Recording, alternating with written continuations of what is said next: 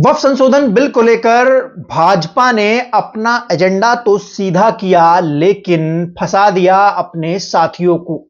जी हां, भाजपा को लेकर एक बात कही जाती है कि भाजपा अपने विपक्षियों से ज्यादा अपने साथियों को खत्म करती है, और ऐसा ही कुछ भाजपा ने वक्फ संशोधन बिल पर अपने साथी नीतीश कुमार, चिराग पासवान, जयंत चौधरी और नायडू के साथ कर दिया। जी हां, हम बात करेंगे नीतीश कुमार की। नीतीश कुमार सेकुलर छवि वाले नेता, जो टोपी भी लगाते हैं और इफ्तार में भी जाते हैं, मुसलमानों के हितैषी कहलाते हैं। नीतीश कुमार कभी भाजपा की सांप्रदायिकता वाली लाइन नहीं लेते, लेकिन नीतीश कुमार ने जैसे ही वक्फ संशोधन बिल का समर्थन किया तो नीतीश कुमार की पार्टी में भगदड़ मच गई। और खबर यह है कि बड़े 4 मुस्लिम नेताओं ने नीतीश कुमार की पार्टी यानी कि जेडीयू से इस्तीफा दे दिया है। यह कोई ऐरे गैरे नेता नहीं है, ये जेडीयू की मुस्लिम लीडरशिप के मेन फ्रंट के नेता हैं। जी हां, जिन लोगों ने इस्तीफा दिया है। अब बीजेपी ने अपना काम तो बना लिया, अपना जो उनका एजेंडा है मुस्लिम विरोधी एजेंडा, उसको तो उन्होंने सिद्ध कर दिया हिंदू वोटर के सामने, लेकिन जो जेडीयू पार्टी है उसके सामने एक बड़ी समस्या खड़ी कर दी। तो 4 नेता ऐसे हैं जिन्होंने इस्तीफा दिया है।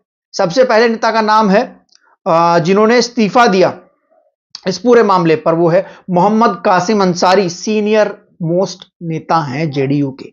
मोहम्मद नवाज मलिक, उसके बाद फिर आते हैं तबरेज सिद्दीकी, और उसके बाद आते हैं दानिश रईन। ये 4 मुस्लिम नेता हैं जिन्होंने जेडीयू से इस्तीफा दे दिया।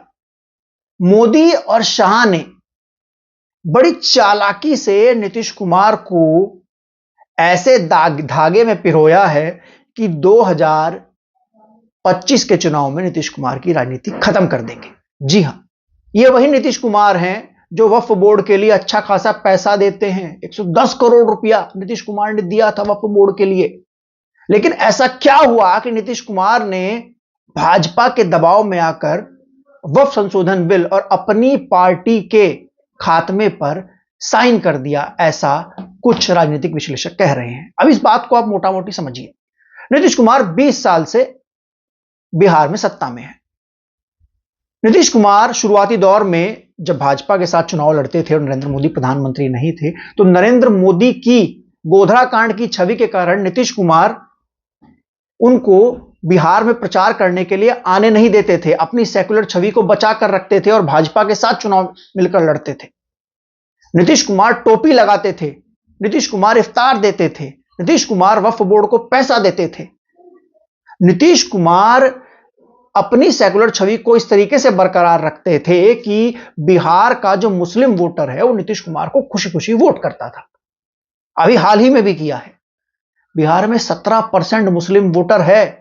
नीतीश कुमार ने उस 17% मुस्लिम वोटर को दरकिनार कर दिया पूरी तरीके से, और समर्थन कर दिया वक्फ संशोधन बिल का। लल्लन सिंह ने संसद में कहा कि कांग्रेस हमको सेकुलरिज्म का पाठ ना पढ़ाए।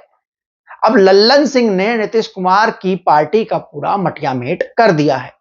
अब बिहार में जो 17% वोटर नीतीश कुमार के साथ एक मुश्त जाता था, जो नीतीश के साथ जाता था, नीतीश के साथ खड़ा नजर आता था, वो वोटर अब नीतीश कुमार की तरफ नहीं जा रहा है।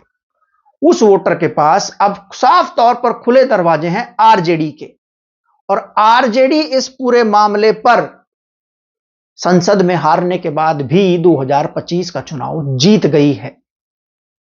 जी हां, अब वो मुस्लिम वोटर खुले तौर पर आरजेडी के साथ जाएगा। नीतीश कुमार मात्र सिर्फ अपने अब कुर्मी वोटर के भरोसे रह जाएंगे। और क्या नीतीश कुमार कुर्मी वोटर के भरोसे भाजपा से सीएम पद बार्गेन कर सकते हैं? भाजपा तो शुरुआत से ही कह रही थी ना कि हम लोग सबसे बड़ी पार्टी हैं बिहार में, उसके बाद भी हम अपना सीएम नहीं बना पाते हैं, क्या फायदा सबसे बड़ी पार्टी होने का, इस बार हम लोग अपना सीएम बनाएंगे। और जब ये बात बीजेपी ने कही तो फिर इस बात का बिगुल छिड़ गया कि क्या नीतीश कुमार को रिटायर कर रही है बीजेपी। तो फिर आनन फानन बीजेपी ने कहा नहीं नहीं नहीं, सीएम तो नीतीश कुमार ही रहेंगे। लेकिन भाजपा ने कहा सीएम नीतीश कुमार रहेंगे, लेकिन जो क्रोनोलॉजी भाजपा ने दिखाई है उससे तो सीएम नीतीश कुमार नहीं रहने वाले। तो सीएम नीतीश कुमार को वक्फ संशोधन बिल का समर्थन करना भारी पड़ने वाला है। 4 बड़े मुस्लिम नेताओं ने पार्टी छोड़ दी है, और वो भी ऐसे वैसे नहीं, जो जेडीयू की मुस्लिम लीडरशिप है उसके टॉप के नेता, एमएलए रहे नेता। अब देखना यह है कि नीतीश कुमार कैसे अपने आप को इस विपदा में बचाते हैं। भाजपा के दबाव में, या फिर क्या भाजपा के पास ऐसा नीतीश कुमार का कुछ रखा है जिसके दबाव में नीतीश कुमार बीजेपी के सामने नतमस्तक हो गए हैं, लंबा लेट हो गए हैं और अपने वोट बैंक तक को बचा नहीं पा रहे हैं। ऐसे में आरजेडी के पास एक बड़ा मौका है बिहार में, जो नीतीश का वोटर था उसको अपने खेमे में करने का।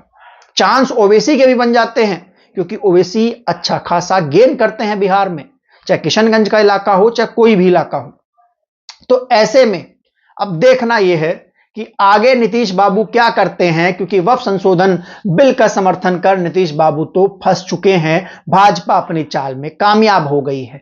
भाजपा ने एक तीर से कई शिकार किए हैं, जिसमें नीतीश कुमार, चिराग पासवान, जयंत चौधरी और चंद्रबाबू नायडू फंसते हुए दिखाई दे रहे हैं।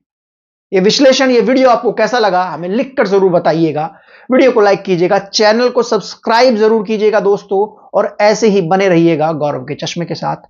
नमस्कार, धन्यवाद।